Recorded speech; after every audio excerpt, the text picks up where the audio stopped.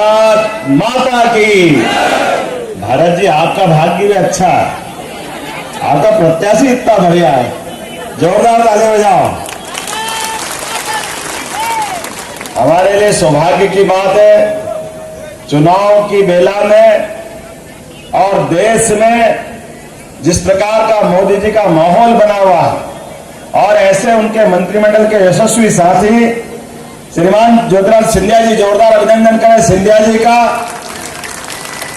और अपने लिए 2 शब्दों में सारी बात कर दी। ऐसे हमारे पूर्व सांसद और महाराष्ट्र के प्रभारी कई दायित्वों का निर्वहन कर चुके माननीय जयवान सिंह पवैया जी, उनका भी अभिनंदन करें जोरदार तरीके से।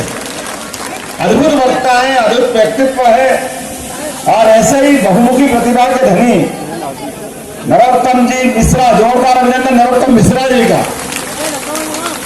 नाम तो इतने सारे हैं, किस किस का लो, मुझे जल्दी जाना, तुरंत यहां से यूपी और यूपी की 3 सभाएं लेके वापस शाम को भोपाल पहुंचना है। जोरदार अभिनंदन भरत सिंह जी के लिए और पूरे मंच के लिए, यहां से वहां तक जिलाध्यक्ष, ग्रामीण, शहर, सभी विधायक, पूर्व विधायक, सभी पदाधिकारी, हमारे अपने वर्तमान के अंदर सांसद यहां से ज्वल कर दिए। विवेक जी, आपका भी अभिनंदन है।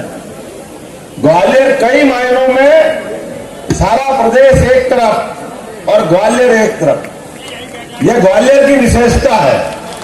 जोरदार अभिनंदन अपनी नगरी के लिए, अपनी कॉन्स्टिट्यूंसी के लिए। अतीत के काल में जब जब भी ग्वालियर से कोई धारा बहती है, और धारा तो क्या बहती है, जब कभी कोई स्वाभिमान को चोट पहुंचे या कोई अपनी विचारधारा को खसकर जनसंघ के जमाने से हम याद करें स्वर्गीय राजमाता सिंधिया जी को, जिन्होंने अपने बलबूते पर कांग्रेस के लोग सूसे खटर पटर करते मानते ही नहीं है, उनके दिमाग में हमेशा उल्टा ही चलता रहता। अब उनको नहीं मालूम वो राजमाता जी से टकरा गए। राजमाता जी कहां कम पड़ती, ठिकाने लगा दिया 1967 में, अपने बलबूते में सरकार बदला। जोरदार अभिनंदन करो मैं स्वर्गीय राजमाता जी का। हम वो पुरुषार्थ को याद करें, पराक्रम को याद करें। और ऐसे के ऐसे ही काल में अभी सिंधिया जी, जोरदार अभिनंदन करो श्रीमान सिंधिया जी का। या ग्वालियर के खून को कोई चैलेंज करे तो सहजता से कोई कैसे बर्दाश्त कर लेगा, इतना सरल नहीं है। और विशेषता देखो तो हमारी राष्ट्रवादी विचारधारा के बलबूते पर ग्वालियर की धरती तो सदैव नम्य है। कौन कौन यहां सांसद रहे, स्वर्गीय भारत रत्न अटल बिहारी वाजपेयी, हम सब उनको किस रूप में जानते, जोरदार अभिनंदन करें। भाजपा के किस रूप में वो दुनिया के अंदर भाजपा को पहचान बनाने के लिए उनका पूरा जीवन, किसी को भाजपा समझना है, अटल बिहारी वाजपेयी का नाम ले दो, बच्चा बच्चा समझ जाएगा ये कौन से दल के लोग हैं, किस प्रकार के काम करने वाले लोग, क्या हिंदू क्या मुसलमान, कोई भी धर्म का व्यक्ति, लेकिन राष्ट्रवादी विचारधारा के कारण से ग्वालियर ने सदैव अपनी पहचान बनाए रखी। और अब जब हम चुनाव की बेला में आए, हमें याद है माननीय नरेंद्र मोदी जी, जिनके कारण से हम तीसरा चुनाव उनके नेतृत्व में लड़ रहे हैं। और नरेंद्र मोदी जी वो व्यक्तित्व है, मैं यहाँ का एक शायद कोई जैन साहब का किस्सा बता रहा था। कोई यहाँ किसी के नरेंद्र मोदी जी पहली बार कोई फ्लैट में रहे थे, किसी कोई यहाँ के अपने परिवार में, कहा कोई कोठारी थी। वो नरेंद्र मोदी जी का काम करने का तरीका आज भी ऐसा है कि एक बार जिससे बात करते हैं, जिसके लिए कोई घटनाक्रम याद कर लेते हैं, तो गाए बगाए अभी तक निर्मल कोठारी जी को फोन पे बात करते रहते हैं। ये हमारे नरेंद्र मोदी जी की विशेषता है, अलग अलग कामों से।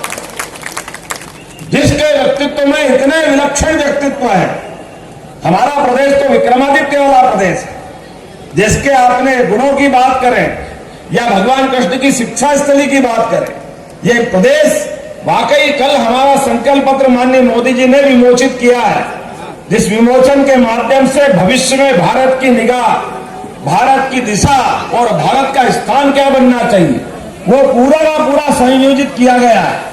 और उस संयोजन करने में क्या महिला, क्या किसान, क्या युवा, क्या गरीब, क्या सीमा पे बैठा हुआ जवान, सारे लोगों के साथ वर्तमान के आधुनिक साइंस के समय में जो अत्याधुनिक रूप से हो सकता है वो सबको जोड़ा है और कुल मिला के भारत को दुनिया का नंबर 1 देश बनाने का संकल्प उसमें लिया है। हमारा भाग्य है, ये हमारा सौभाग्य।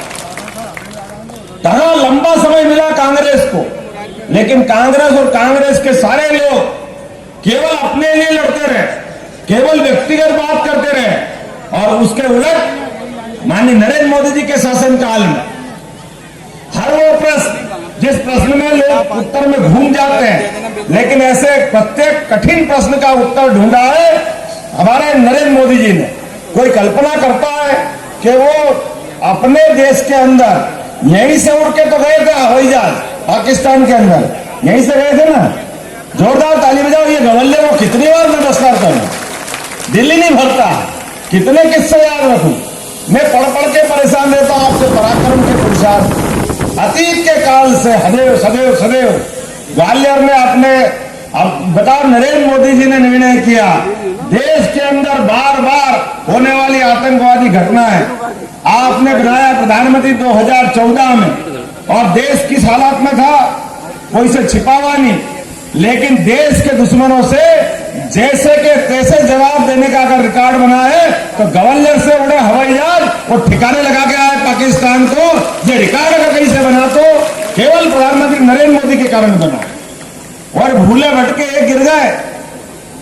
याद करो हवाई जहाज सहित अभिनंदन बड़ी बड़ी मूछ वाले, वो पाकिस्तान जो हमारे सेना की सैनिकों की और सीमा की परवाह नहीं करता था, लेकिन हमारा आदमी जहाज लेकर मारने का, बम गिराने और कोई कारण से वहां लौटते आने में जहाज पे पाकिस्तान की सेना ने अटैक करके जहाज गिरा दिया।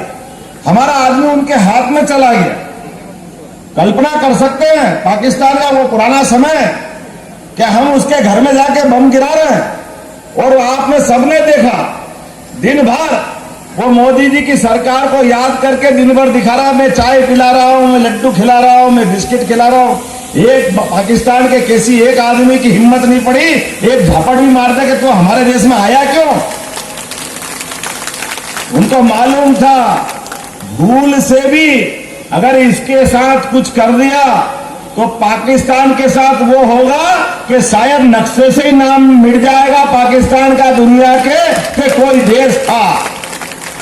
हमारे लिए वर्तमान का समय इस प्रकार की शासन व्यवस्था का है।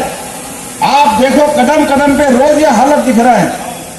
बगल में एशिया में देखो जोर से भारत के सूरवीरों के माध्यम से भारत की धाक दुनिया में बनना चाहिए कि नहीं बनना चाहिए।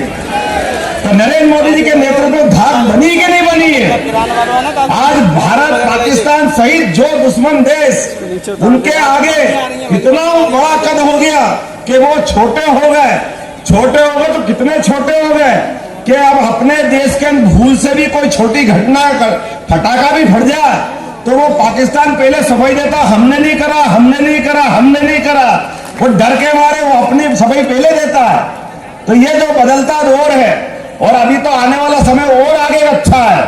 अभी हमारे साथ भविष्य के लिए जय जयकार करने का भी समय है और यहाँ की पुरुषार्थ को आगे बढ़ाने का भी समय है। लंबी बात करने न करते हुए केवल आज तो अपना इतनी बात करेंगे कि ग्वालियर से खासकर भाजपा का संबंध, जनता पार्टी का संबंध जनसंघ के जमाने से जब पूरा देश पहचानता नहीं था तब से जनसंघ वालों के समय से भाजपा के लोगों को पहचानते हैं।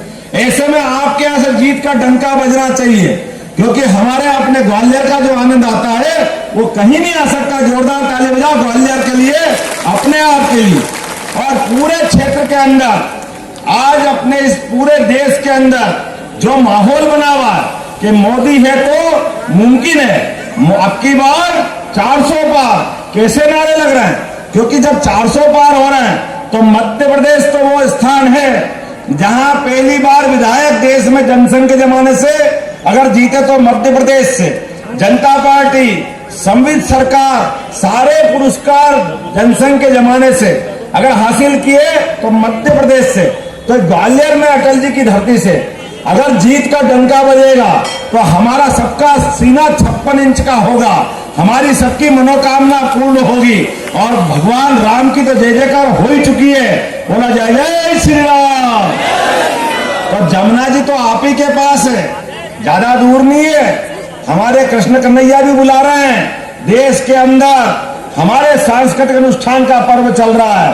क्या हिंदू क्या मुसलमान सबने मिलकर के भगवान राम के गर्भगृह का आनंद लिया था।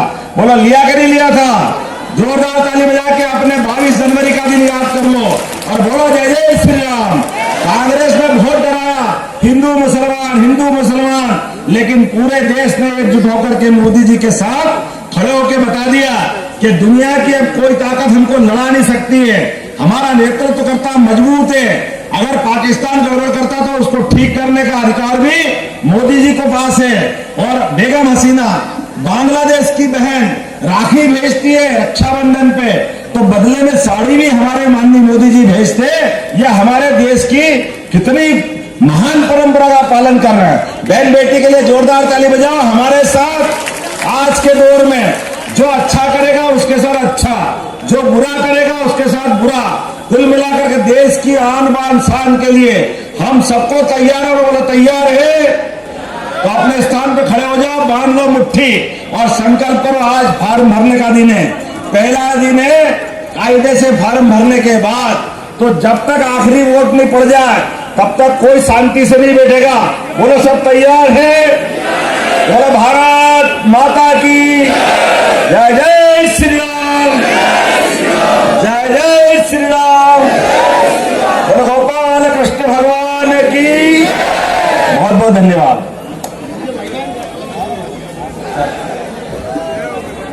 हेलो, मैं आदरणीय कौशल जी से